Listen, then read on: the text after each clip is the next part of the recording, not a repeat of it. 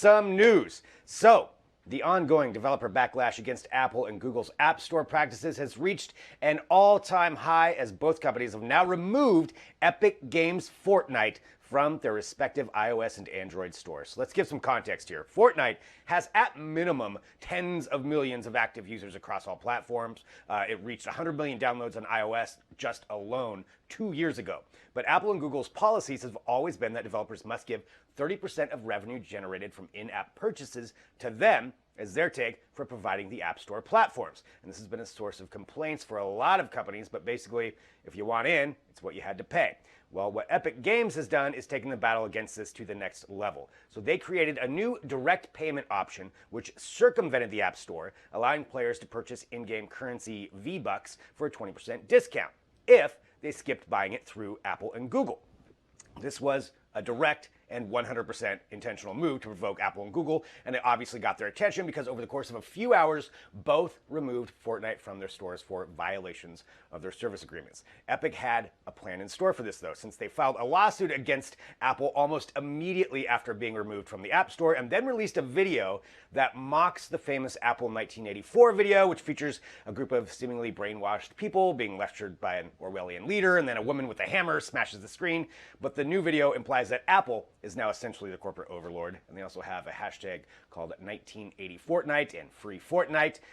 When it comes to the Android side of things, it's a little bit dicier on how a lawsuit against Google will work, since you can have your own store on the mobile platform. They don't have quite as much control, but the bottom line is Epic is prepared for a fight. And both Apple and Google have made statements that they hope to resolve the policy violations and get Fortnite back in, but with a lawsuit out there now, this is not going to end anytime soon, and Fortnite is too big to ignore. So eventually, someone's either going to have to back down on one side, or exceptions will have to be made, or it really does work its way through the courts. This is really as big as it gets when it comes to these app stores, so follow along at digitaltrends.com. All right, Google.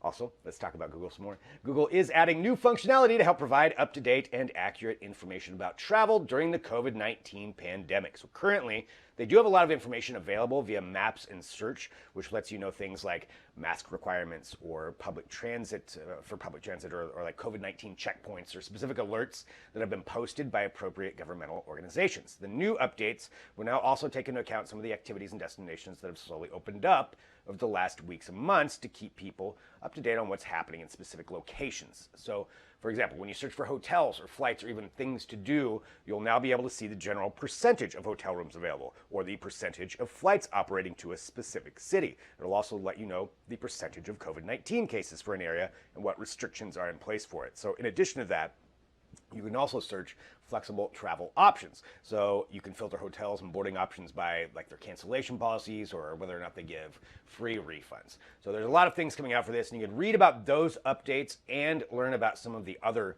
online resources available to keep you safe at digitaltrends.com. The state of Michigan has revealed a partnership with a private company to develop new roadways that would be used explicitly by future autonomous vehicles. It's a big plan, and it'd be the first of its kind in the United States, and it would start with a 40-mile run connecting Ann Arbor to Detroit. So the company doing the planning is called Cavnu, and it would work like this. Vehicles that are cleared to use the roadway would be connected to a remote computer system. Then that computer system would simultaneously be monitoring road conditions, traffic, environmental factors, and then it would be able to control the speed of all the vehicles on the roadway in order to facilitate the efficient movement of traffic.